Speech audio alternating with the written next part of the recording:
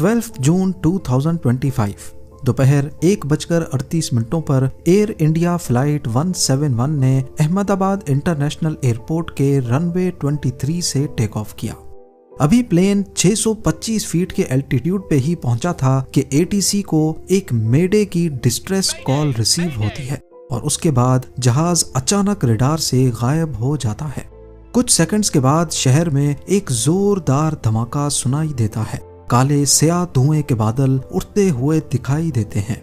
Air India का Boeing 787 Dreamliner जो 242 passengers के साथ लंदन जा रहा था, सीधा जा टकराया एक मेडिकल कॉलेज के हॉस्टल से, जहां स्टूडेंट्स अपनी बेख्याली में लंच करने में मसरूफ थे। रिपोर्ट्स के मुताबिक इस हादसे में 294 लोगों के मरने की इतला है, जिसमें जमीन पर मौजूद स्टूडेंट्स भी शामिल थे। इस क्रैश में एक और चीज ने तबाही को दुगना कर दिया, प्लेन का भरा हुआ फ्यूल टैंक।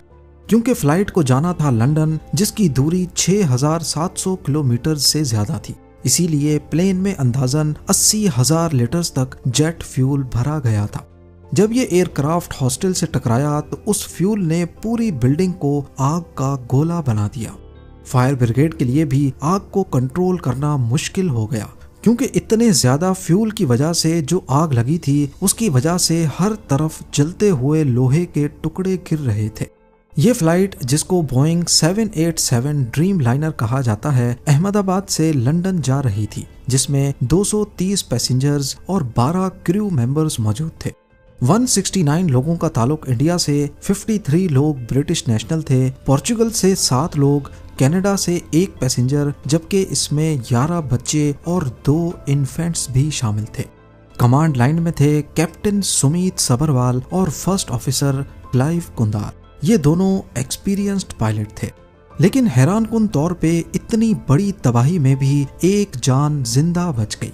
इमरजेंसी एग्जिट के पास सीट नंबर 11A पे बैठा था रमेश विश्वास कुमार। उसने मीडिया को बताया कि एक जोरदार धमाका हुआ और चंद सेकंड्स के बाद हर तरफ लाशें बिखरी हुई थीं।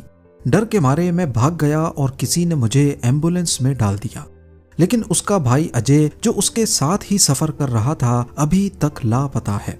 ये एयरक्राफ्ट 11 साल पुराना था और एविएशन दुनिया में इस मॉडल की रेपुटेशन काफी अच्छी थी। मीटियोलॉजिकल रिपोर्ट के मुताबिक उस वक्त मौसम बिल्कुल क्लियर था, कोई तूफान, बारिश या लो विजिबिलिटी नहीं थी। तो फिर सवाल उठता है कि प्लेन क्यों गिरा? क्या इंजन फेलियर हुआ या फ्यूल टैंक फट गया या कोई टेक्निकल मॉल फंक्शन? कुछ रिपोर्ट्स के मुताबिक प्लेन ने टेक ऑफ के बाद जल्दी हाइट गेन नहीं की। एक्सपर्ट्स कह रहे हैं कि इंजन ने शायद पूरी ताकत नहीं दी, जिसकी वजह से प्लेन को वो लिफ्ट नहीं मिली जो मिलनी चाहिए थी। बोइंग 7878 ड्रीमलाइनर नॉर्मली एक सेफ एयरक्राफ्ट माना जाता है, लेकिन इस मॉडल के साथ पहले भी कुछ टेक्निकल इश्यूज रिपोर्ट हो चुके हैं, जैसे बैटरी फॉल्ट्स और सॉफ्टवेयर बग्स।